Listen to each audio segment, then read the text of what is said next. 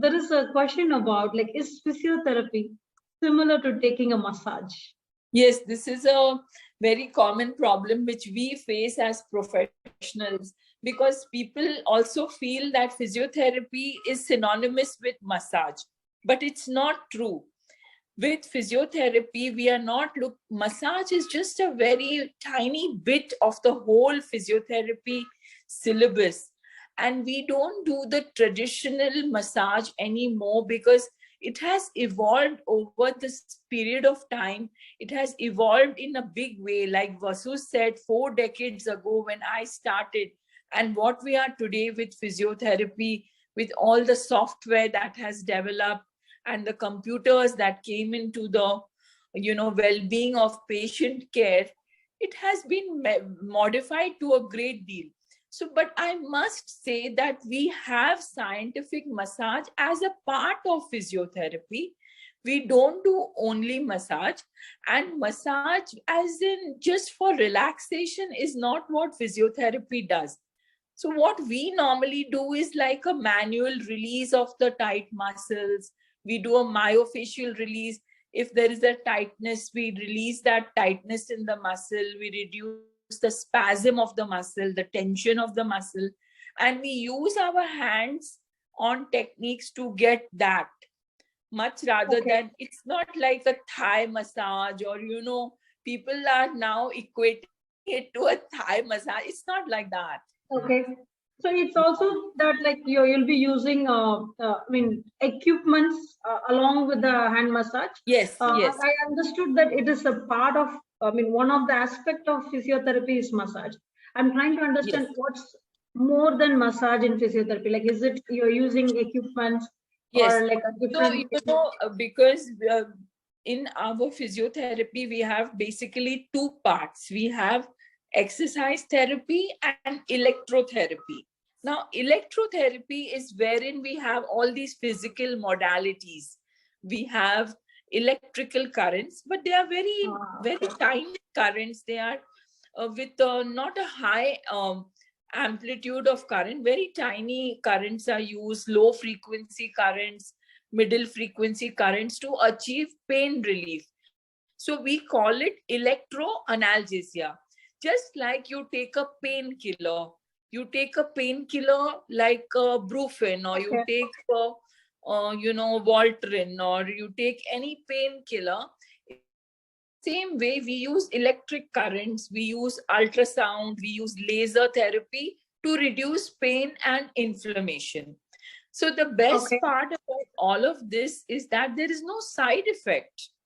There is no contraindication. So today, I'm sure all of us, when we take a Brufen, we have this fear about gastritis, about some stomach ailment or some kind of, bleeding or whatever. But when you do physiotherapy, you're doing localized pain relief without any side effects or without any contraindications. That's amazing. Actually, that is one of our questions too. Like, this doing physio, like, creates any side effects or any repercussions are there? I think absolutely answered. Yeah. Thank you. So I was surprised. The next question is about this. Like, see, the one thing that I've been doing for the last 22 years is, apart from my morning 1 hour workout, I sit from 9 to 6. And I was not expecting anything to happen to myself because I'm sitting and I'm doing a white collar job.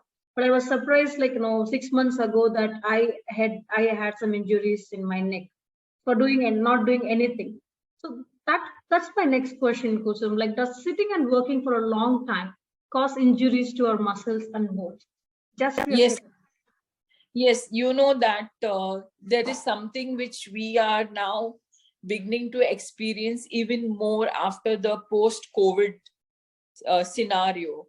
So what has happened actually in the last 2 or 3 years, a lot of people started to work from home. And this work from home does not have the best ergonomics, right?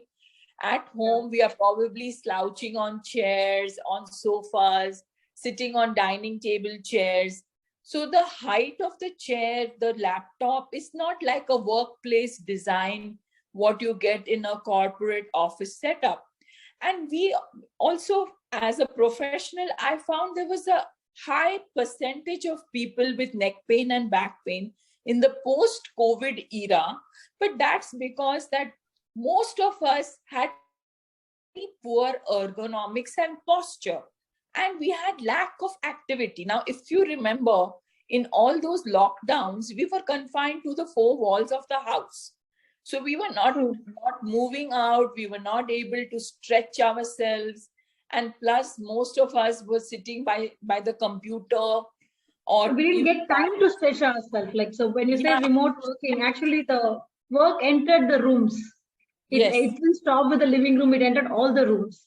Yes, and it was a static loading of all the neck muscles and the poor posture that got perpetuated with people. So I presume that it is something which is very reversible, which is the good news for us, but you need professional help.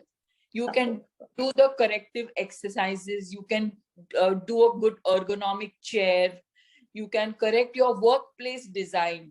So a lot of times we find when people are working, they have their phone on one side, the laptop on the same side, and that also causes a shift in your weight bearing. That can cause pain as well. Okay.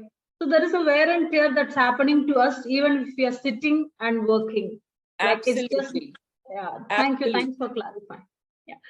Now, can we do physiotherapy to strengthen our muscles without having any medical problems? So like I go to gym and I strengthen some muscles, strengthen my core muscles.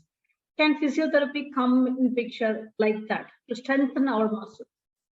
Yes, so as I will talk about this from a women point of view, because this is a women forum. So most of us, after we go through our pregnancies and our deliveries, we often find that we have poor back postures and very weak abdominal muscles. And this in later years of life is always related with back pain, sciatica, and you name it, slip disc, people are always complaining.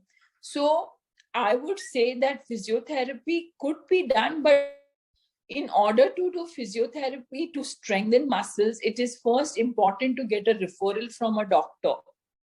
So from that aspect, it's a bit challenging how you would reach a physiotherapist, because a doctor will not give you the prescription for physiotherapy if you don't have an underlying pain syndrome.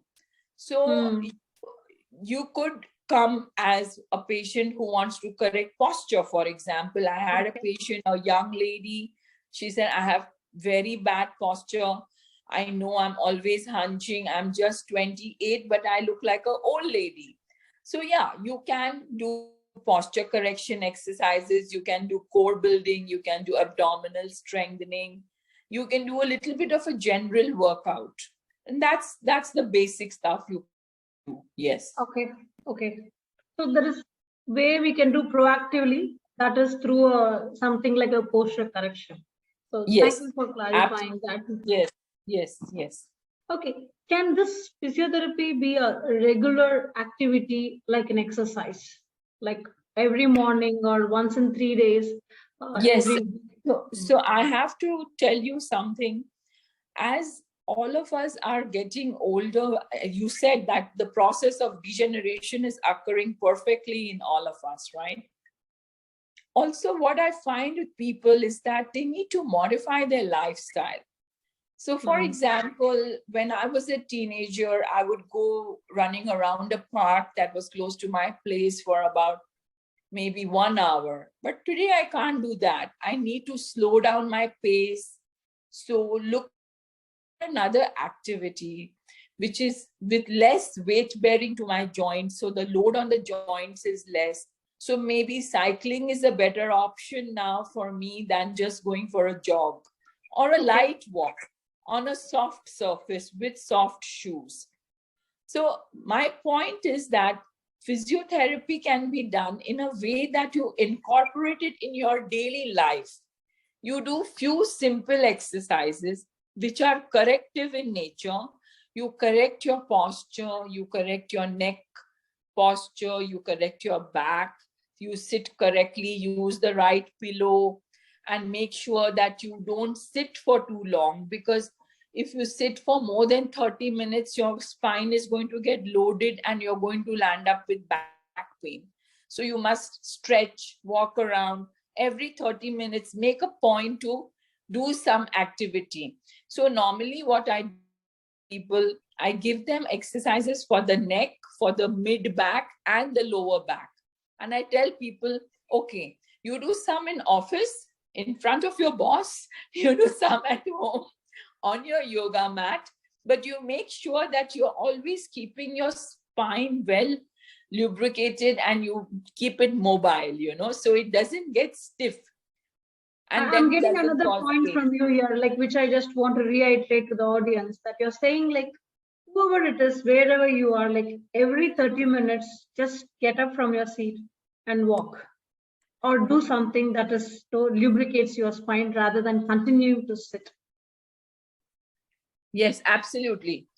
So sitting is supposed to be the big no-no now. Very recently in the World Confederation of Physiotherapists, there was a statement made that sitting today is like the new smoking. Like they say, no smoking, it's no sitting. So talking about that now, recently I have found a lot of people even have standing laptops, so they have this adjustable laptop where they stand and work, because sitting is causing most of the problems for the spine. So they have Okay. moved to standing workstations.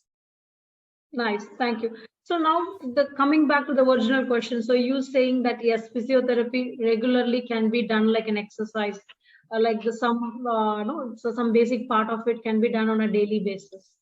Yes, yes, for sure. To Okay. maintain good health. Okay.